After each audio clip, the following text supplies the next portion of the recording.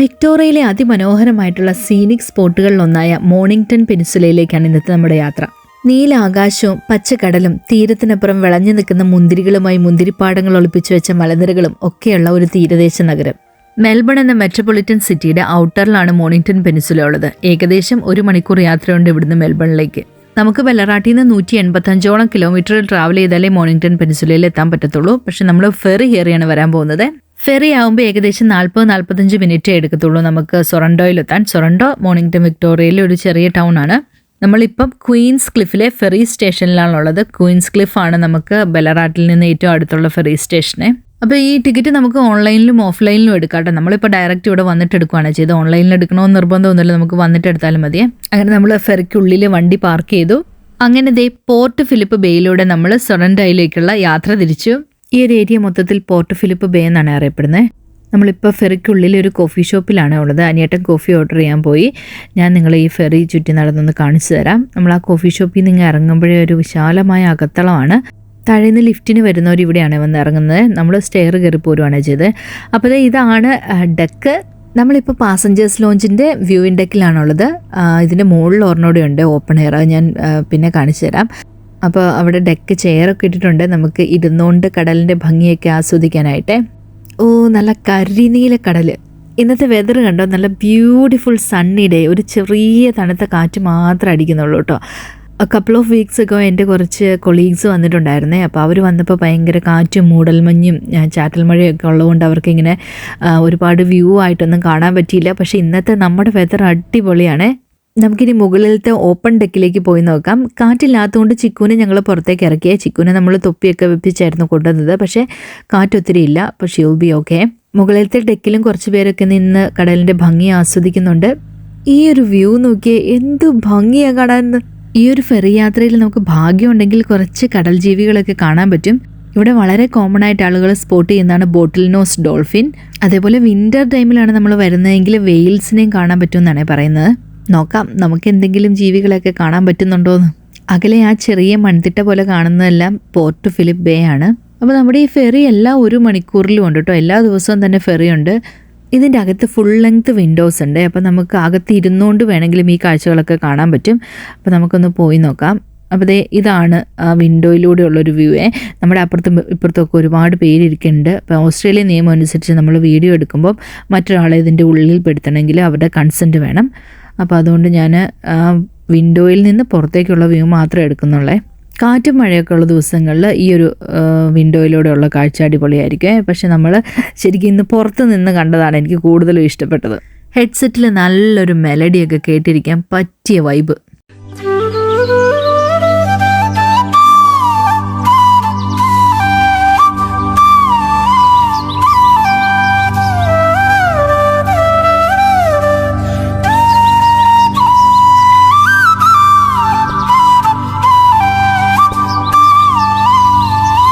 പാട്ടൊക്കെ കേട്ട് സമയം പോയത് അറിയില്ല. നമുക്ക് ഇറങ്ങാനുള്ള സമയമായി. നമ്മൾ സൊറൻറ്റോ എന്ന് പറഞ്ഞിട്ടുള്ള ഒരു ചെറിയ ടൗണിൽ എത്തിയിട്ടുണ്ട്. ഇനി നമ്മൾ ഓരോ വണ്ടി വീതമാണ് അവർ കടത്തി വിടുന്നത്. അപ്പം നമ്മുടെ ടേൺ ആയി കഴിയുമ്പോൾ നമുക്ക് ഇറങ്ങാം. ഓക്കെ, നമ്മുടെ ടേൺ ആയിട്ടുണ്ട്. നമ്മുടെ ഫ്രണ്ടിൽ വണ്ടി പോയി. അങ്ങനെ നമ്മൾ ഫെറിയിൽ നിന്ന് ഇറങ്ങുകയാണ്. മുന്നോട്ട് പോയി നോക്കാം. ഞാൻ വളരെ എക്സൈറ്റഡ് ആണ്. കണ്ടു, ഒരു മോട്ടോർ ഹോം കിടക്കുന്നത്. എൻ്റെ ഡ്രീമാണ് ആ കിടക്കുന്നത്. അപ്പം ഇവിടെ എന്തോ പുതിയ ടെർമിനലിൻ്റെ പണിയൊക്കെ നടന്നുകൊണ്ടിരിക്കുകയാണ്. അപ്പം നമ്മൾ കുറച്ച് നാൾ കഴിഞ്ഞ് വരുമ്പം ഇതിലും നന്നായിട്ടൊരു ടെർമിനൽ നമ്മളെ വെൽക്കം ചെയ്യുന്നുണ്ടായിരിക്കും. അപ്പോൾ ഫെറി കയറാൻ വേണ്ടി കിടക്കുന്ന വണ്ടികളാണ് ഇതേ കിടക്കുന്നത്. നമ്മൾ ഇറങ്ങിയിട്ട് വേണം അവർക്ക് കയറാനായിട്ട്. അപ്പോൾ നമ്മുടെ ഈ ഫെറിയിൽ ഏകദേശം 80ഓളം വാഹനങ്ങൾ കൊള്ളും. അതേപോലെ 700ഓളം പാസഞ്ചേഴ്സിനെയും കൊള്ളും കേട്ടോ. സാമാന്യം വലിയ ഫെറി തന്നെയാണേ. ഒരു നാരോ റോഡ് പോലെ തോന്നുന്നു കേട്ടോ മുന്നോട്ട് നമുക്ക്. നല്ല വെയിലുള്ള ദിവസമാണ്. നല്ലപോലെ ആൾക്കാരും ഉണ്ട്. ഫെറി, എനിക്ക് തോന്നുന്നു ഫെറി കയറാൻ വന്നവരായിരിക്കണം. നിറയെ വണ്ടികളൊക്കെ നിർത്തിയിട്ടിട്ടുണ്ട്. ഒരു ചെറിയ ടൗണിൻ്റേതായ എല്ലാ തിരക്കുകളും കാണുന്നുണ്ട്. നല്ലപോലെ ആൾ തിരക്കുള്ള ഒരു ടൗൺ ആണെന്ന് തോന്നുന്നു. പിന്നെ ടൂറിസ്റ്റ് ഡെസ്റ്റിനേഷനും കൂടി ആയതുകൊണ്ട് ഒരുപാട് ആൾക്കാരുണ്ടായിരിക്കാം. കാരണം വണ്ടികളൊക്കെ ഒത്തിരി നിർത്തിയിട്ടേക്കുന്നത് കാണാം. അപ്പോൾ ഇതാണ് സൊറൻറ്റോ. 377 നമ്പർ ബസ് അവിടെ നിർത്തിയിട്ടുണ്ട്. അത് നല്ല ഐഡിയ കേട്ടോ. കാരണം ഫെറി ഇറങ്ങിയിട്ട് നമുക്ക് ബസ് കയറി പോവുകയും ചെയ്യാം. അപ്പോൾ പബ്ലിക് ട്രാൻസ്പോർട്ട് ആക്സസ് ഉണ്ട്. ഇൻ കേസ് നമ്മൾ കാറും കൊണ്ടൊന്നും അല്ല വരുന്നെങ്കിൽ നല്ലൊരു കാര്യമാണ്. നമ്മൾ സൊറൻറ്റോയിൽ ഇറങ്ങുന്നില്ല. നമ്മുടെ ഫൈനൽ ഡെസ്റ്റിനേഷൻ എന്ന് പറഞ്ഞിട്ടുണ്ടെങ്കിൽ ഇന്നത്തേത് ആർതേഴ്സ് സീറ്റാണ്. അപ്പോൾ നമ്മൾ അങ്ങോട്ട് പോയിക്കൊണ്ടിരിക്കുകയാണ്. അങ്ങ് അകലതേ മലകളൊക്കെ കണ്ടു തുടങ്ങിയിട്ടുണ്ട്. സൊറൻറ്റോയിൽ നിന്ന് ആർതേഴ്സ് സീറ്റിലേക്ക് ഏകദേശം 29 കിലോമീറ്റർ ഉണ്ട്. നമ്മൾ ഈ യാത്ര പോയിടത്തെല്ലാം കാണുന്ന പോലെ തന്നെ ഇവിടെയും റോഡിൻ്റെ ഇരുവശവും നിൽക്കുന്നതിൽ കൂടുതലും യൂക്കാലി മരങ്ങളാണ്.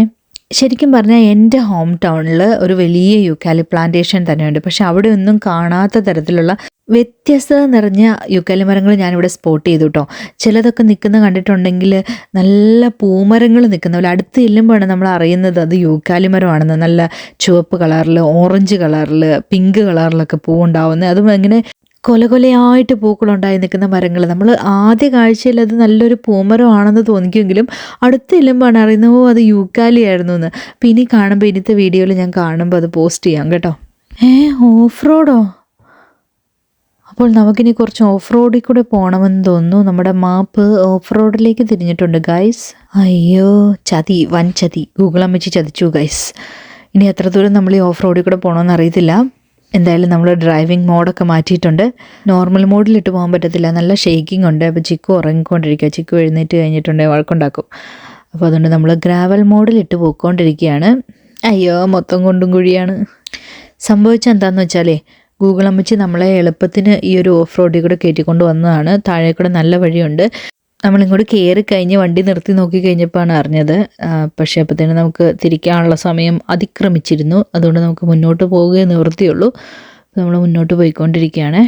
ആനയൊന്നും ഇല്ലാത്തതുകൊണ്ട് പിന്നെ കുഴപ്പമില്ല, കങ്കാരു ചാടിയാലേ ഉള്ളൂ. ഒരു 4-5 മിനിറ്റ് നമ്മൾ ആ ഓഫ് റോഡിൽ കൂടെ ഓടി. അങ്ങനെ കുറേ നേരത്തെ അശ്രാന്ത പരിശ്രമത്തിന് ശേഷം നമ്മളതേ മെയിൻ റോഡ് കണ്ടുപിടിച്ചിട്ടുണ്ട്. അതേ കാണുന്നതാണ് മെയിൻ റോഡ്. വീണ്ടും നമ്മൾ മെയിൻ റോഡിൽ കൂടെ മലകയറ്റം ആരംഭിച്ചിരിക്കുന്നു. ശരിക്കും നമ്മുടെ ഹൈ റേഞ്ച് റൂട്ടിനെയൊക്കെ അനുസ്മരിപ്പിക്കുന്ന തരത്തിലൊരു റോഡ്. കുറേ ഹെയർ പിന്നുകളും നല്ല സ്റ്റീപ്പായിട്ടുള്ള കയറ്റവും ഒക്കെയുള്ള റോഡ് കേട്ടോ. പക്ഷെ നമ്മുടെ റൈറ്റ് സൈഡിലേക്കൂടെയുള്ള താഴത്തേക്കുള്ള വ്യൂ അടിപൊളിയാണ്. അപ്പോൾ അവിടെ നമുക്ക് നിർത്താനുള്ള സ്ഥലം കിട്ടിയില്ല. താഴെ ആ പോർട്ട് ഫിലിപ്പ് ബേയും കടലും കൂടെ കാണാനായിട്ട് നല്ല ഭംഗിയാണ്. വണ്ടിയിൽ ഇരിക്കുമ്പോൾ നമുക്ക് നന്നായിട്ട് കാണാൻ പറ്റുന്നുണ്ട്. പക്ഷെ നമുക്ക് നിർത്തി ഫോട്ടോ എടുക്കാനൊരു ഓപ്ഷൻ ഇല്ല. അവിടുന്ന് ഇങ്ങോട്ട് വരുന്നവർക്ക് നിർത്താനുള്ള സ്പോട്ടുകൾ ഇഷ്ടംപടിയുണ്ട്. ഇവിടുന്ന് അങ്ങോട്ട് പോകുമ്പോൾ നമുക്ക് നിർത്താനുള്ള ഓപ്ഷൻ ഇല്ല. കണ്ടില്ലേ, ഡബിൾ ലൈനാണ്. നമുക്കത് ക്രോസ് ചെയ്തിട്ട് അപ്പുറം പോയി വ്യൂ പോയിന്റിൽ പോയി വണ്ടി നിർത്തിയിട്ട് ഫോട്ടോ എടുക്കാനൊന്നും പറ്റത്തില്ല. ഇനി നമ്മൾ അവിടുന്ന് മല ഇറങ്ങി വന്നു കഴിയുമ്പം ആ ഒരു വ്യൂ പോയിന്റിൽ നിർത്തിയിട്ട് വീഡിയോ എടുക്കണം എന്നുണ്ട്.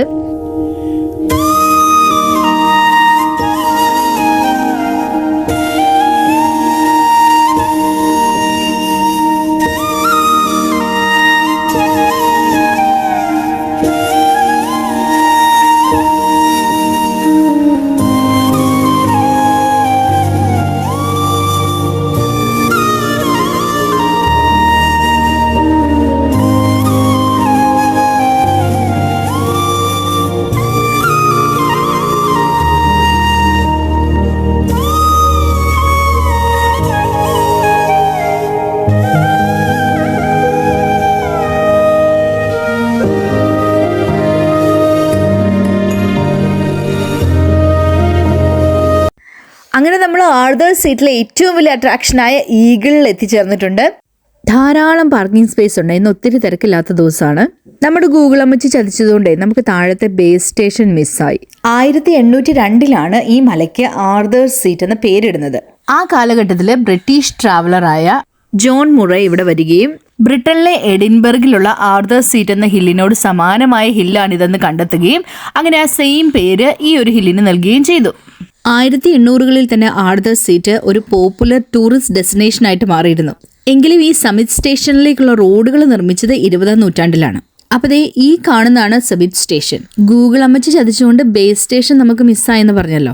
ഡ്രമാന എന്ന് പറയുന്ന സ്ഥലത്താണ് ബേസ് സ്റ്റേഷൻ ഉള്ളത്. സാധാരണ എല്ലാവരും ബേസ് സ്റ്റേഷനിൽ നിന്നാണ് സമിറ്റിലേക്ക് വരുന്നത്. പക്ഷെ നമ്മൾ സമിറ്റിൽ നിന്നാണ് താഴത്തേക്ക് പോകാൻ പോകുന്നത്. കയറി വരുന്നിടത്തെ 14 ഭാഷകളിലായിട്ട് വെൽക്കം എഴുതി വെച്ചിട്ടുണ്ട്. അതിൽ നമ്മുടെ ഹിന്ദിയും ഉണ്ട് കേട്ടോ.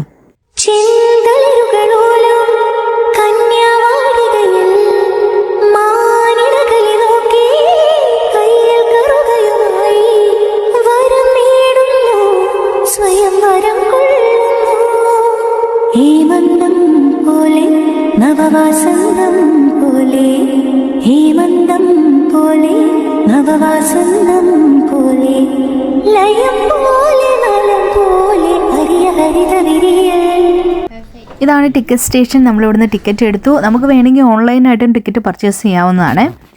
ടിക്കറ്റും എടുത്ത് നമ്മൾ ഈഗിളിൻ്റെ എൻട്രിയിലേക്ക് പൊയ്ക്കൊണ്ടിരിക്കുമ്പോഴാണ് അവിടെ ചിറകിൻ്റെ പെയിൻറ്റിങ് വെച്ചേക്കുന്നുണ്ട്. ചിറകിൻ്റെ പെയിൻറ്റിങ് എവിടെ കണ്ടാലും ഫോട്ടോ എടുക്കാതെ പോകുന്നത് മോശമല്ലേ, അതുകൊണ്ട് നമ്മളും പോയി അവിടെ നിന്ന് കുറേ ഫോട്ടോ എടുത്തു. ഇവിടെയാണ് നമ്മുടെ ഈഗിളിൻ്റെ എൻട്രി വരുന്നത്. ഒരുപാട് ആൾക്കാരൊന്നുമില്ല, അപ്പോൾ നമ്മൾ നമ്മുടെ ടേണിന് വേണ്ടി വെയിറ്റ് ചെയ്യുകയാണ്. ഈ ഒരു കേബിൾ ട്രാൻസ്പോർട്ട് ഗോണ്ടോള ലിഫ്റ്റ് എന്നാണ് അറിയപ്പെടുന്നത്. ഈ ഗോണ്ടോള ലിഫ്റ്റ് 2016 ഇവിടെ ലോഞ്ച് ചെയ്യുന്നത്. അതിനു മുൻപ് ഇത് ചെയർ ലിഫ്റ്റ് ആയിരുന്നു. പിൽക്കാലത്ത് ഒരുപാട് സേഫ്റ്റിയുടെ പ്രശ്നങ്ങളൊക്കെ വന്നു കഴിഞ്ഞപ്പോൾ ചെയർ ലിഫ്റ്റ് മാറ്റിയിട്ട് ഇതേപോലത്തെ അഡ്വാൻസ്ഡ് ഗോണ്ടോള ലിഫ്റ്റാക്കി മാറ്റിയതാണ്. അങ്ങനെ നമുക്ക് പോകാനുള്ള ഗോണ്ടോള എത്തി. നമ്മൾ അകത്തേക്ക് കയറി. ഇത് മൊത്തത്തിൽ കവേർഡ് അല്ല കേട്ടോ, അഴികളിട്ട് തിരിച്ചിട്ടുണ്ടെന്നേ ഉള്ളൂ. ഇത് ഓപ്പൺ ആണ്. നമ്മുടെ ഗൈഡ് ചേട്ടൻ കയ്യും തലയൊന്നും പുറത്തിടരുതെന്നുള്ള ഇൻസ്ട്രക്ഷൻസ് ഒക്കെ തന്നു. അങ്ങനെ നമ്മൾ പതിയെ ആർദേഴ്സ് സീറ്റിൻ്റെ ആകാശ കാഴ്ചകളിലേക്ക് മൂവ് ചെയ്യാണ്. അപ്പോൾ ലിഫ്റ്റ് പൊങ്ങി തുടങ്ങുമ്പോൾ ഓട്ടോമാറ്റിക്കലി ഡോറ് ക്ലോസ് ആവും എന്നാണ് പറഞ്ഞേക്കുന്നത്. ഡോറ് സ്റ്റിൽ ഓപ്പൺ ആണ്. ഓ മൈ ഗോഡ്, ഇത് ആടുന്നുണ്ട് ഗൈസ്. അടിവയറ്റിൽ ബട്ടർഫ്ലൈസ് ഒക്കെ.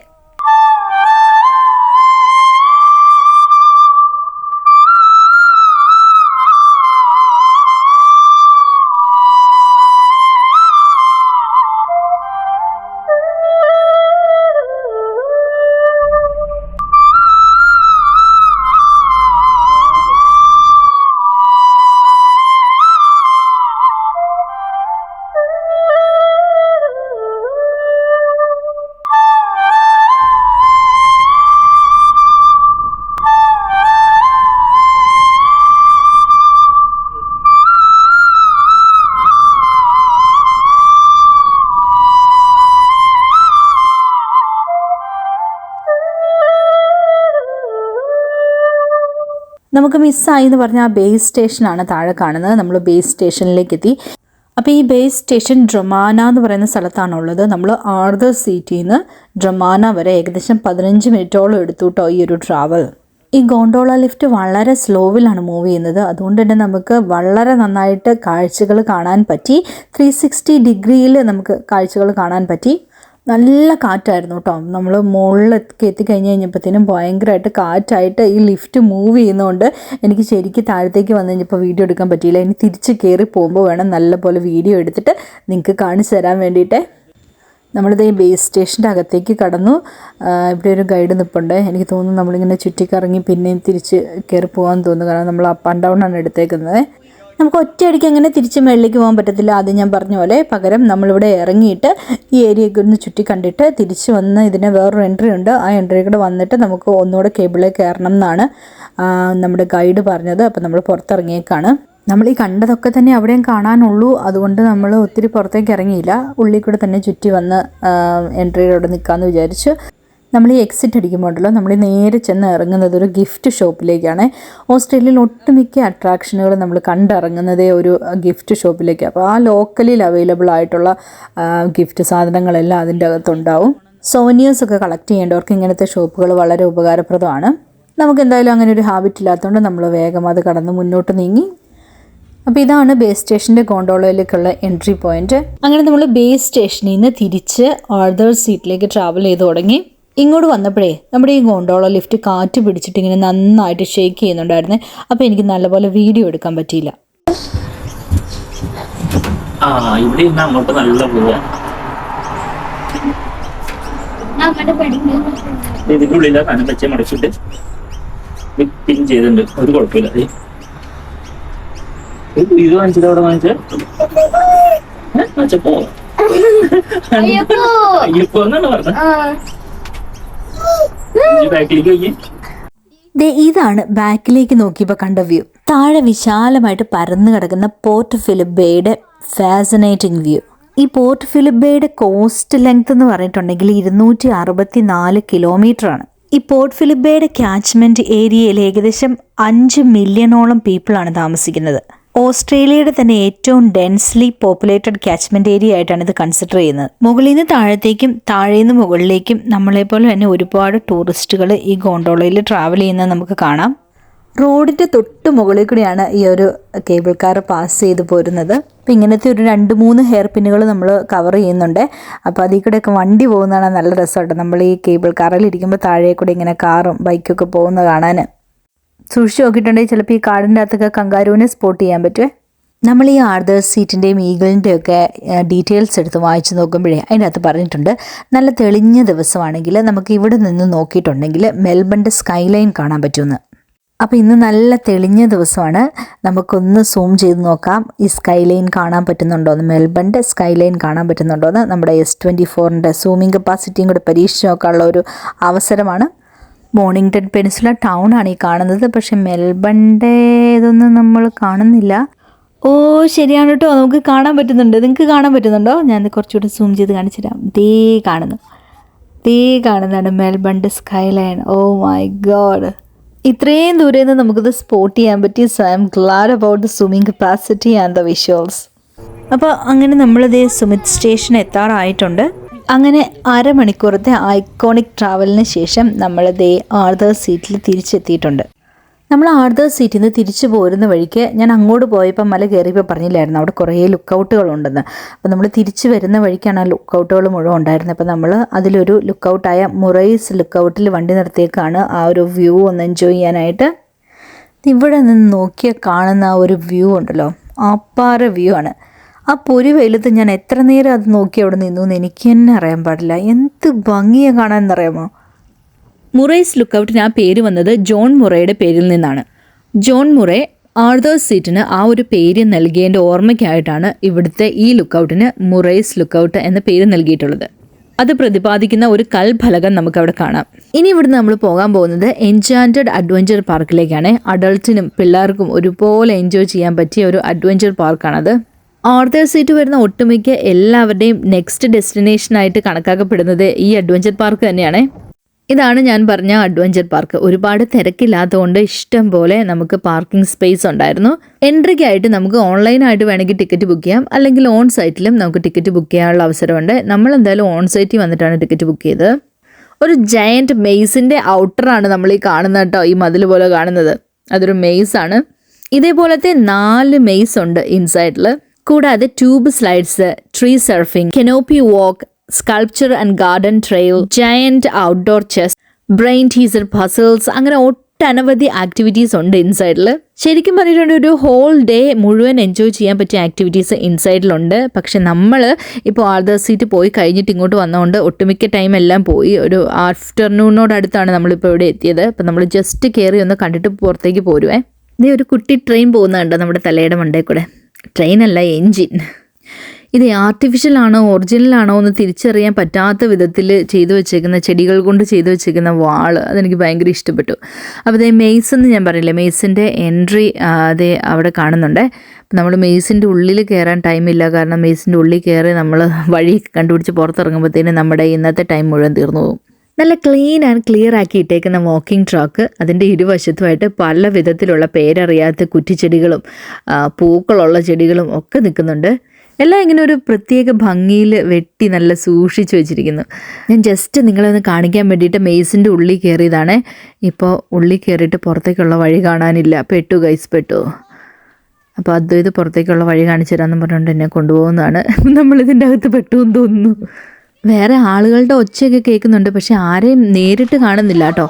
ഒരു മതിലിൻ്റെ അപ്പുറത്തും ഇപ്പുറത്തും, മതിലെന്ന് പറയാൻ പറ്റത്തില്ല, എന്താ പറയുക, ചെടികളുടെ അപ്പുറത്തും ഇപ്പുറത്തും, പക്ഷെ ആരെയും കാണാൻ പറ്റുന്നില്ല.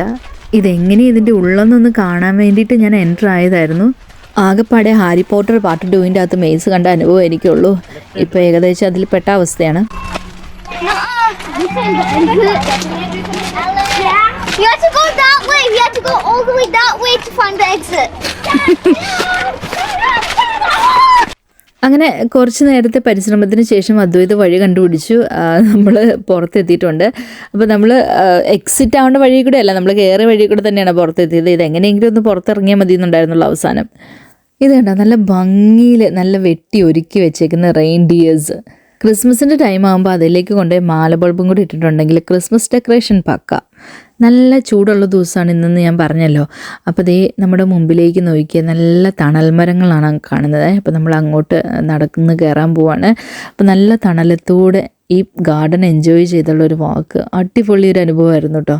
നമ്മുടെ സമയക്കുറവ് കൊണ്ട് നമ്മൾ അഡ്വഞ്ചർ ആക്ടിവിറ്റീസ് ഒന്നും ഏറെക്കുറെ ചെയ്തില്ല, ജസ്റ്റ് നടന്ന് ഇതൊക്കെ ഒന്ന് കണ്ടതേ ഉള്ളൂ. പക്ഷേ എനിക്ക് ഭയങ്കര ഇഷ്ടമായിട്ടോ. നമ്മൾ ഒരു ദിവസത്തേക്ക് വേണ്ടിയിട്ട് ഇങ്ങോട്ട് വരണം, എന്നെങ്കിലും നമുക്ക് സമയം തികയത്തുള്ളൂ. അപ്പോൾ നിങ്ങൾ ഇങ്ങനത്തെ പാർക്കിലൊക്കെ വിസിറ്റ് ചെയ്യുവാണെങ്കിൽ ഒരു ദിവസം കരുതി വരുവാണെങ്കിൽ എൻജോയ് ചെയ്യാനുള്ള ആക്ടിവിറ്റീസ് എല്ലാം അവിടെ തന്നെയുണ്ട്. അപ്പം ഞാൻ ആദ്യമേ പറഞ്ഞല്ലോ, അഡൾട്ട്സിനും ചിൽഡ്രനും എല്ലാം ഒരേപോലെ ചെയ്യാൻ പറ്റിയ ആക്ടിവിറ്റീസ് ഒരുപാട് ഇവിടെ ഉണ്ടെന്ന്. അപ്പോൾ അഡൾട്ടിന് ചെയ്യാൻ പറ്റിയ ആക്ടിവിറ്റീസ് ഉള്ള ഏരിയയിലേക്കാണ് നമ്മൾ പോകുന്നത്. ട്രീ സർഫിങ്ങിൻ്റെ ഏരിയ ആണ് കേട്ടോ അത്.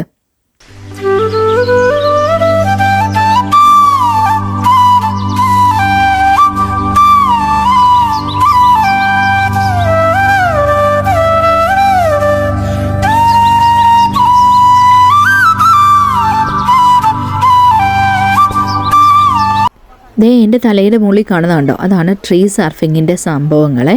Tarzan swing, zip line, high rope courses അങ്ങനെയൊക്കെ കാറ്റഗറി തിരിച്ച് അത് കൊടുത്തിട്ടുണ്ട് കേട്ടോ. എനിക്ക് തോന്നുന്നു അതിന് ഗൈഡിനെ ആവശ്യമുണ്ടെന്ന്. ഇപ്പം നമ്മളതിൽ കയറാത്തതുകൊണ്ട് അതിനെപ്പറ്റി കൂടുതൽ അന്വേഷിച്ചില്ല.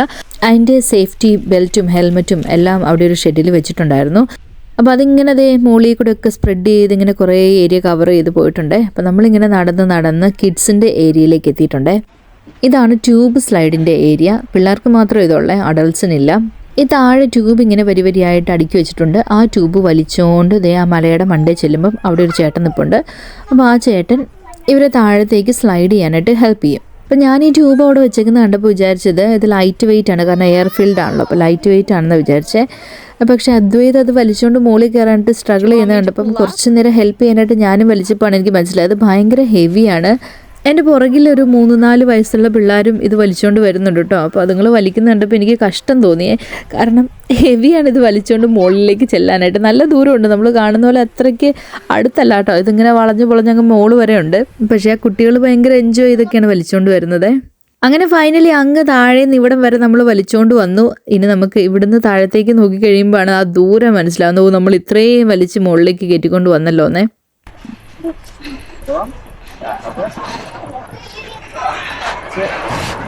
So jumping in, your legs at the front and through.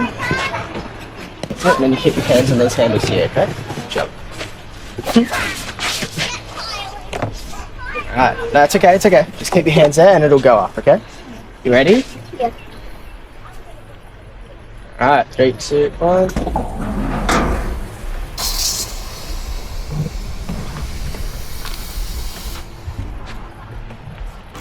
That's so cool.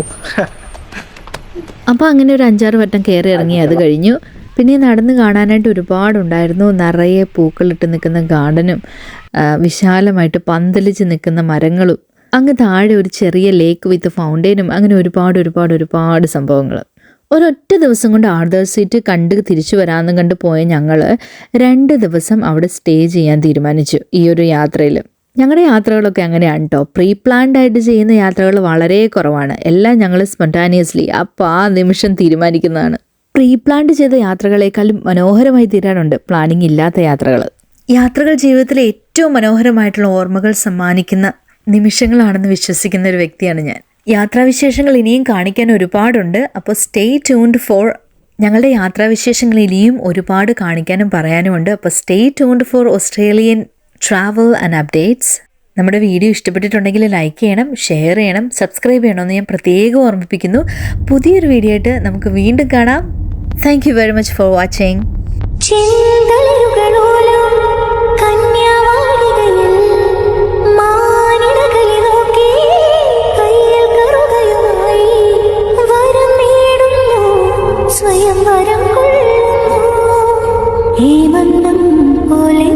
നവവാസന്തം പോലെ ഹേമന്തം പോലെ നവവാസന്തം പോലെ ലയം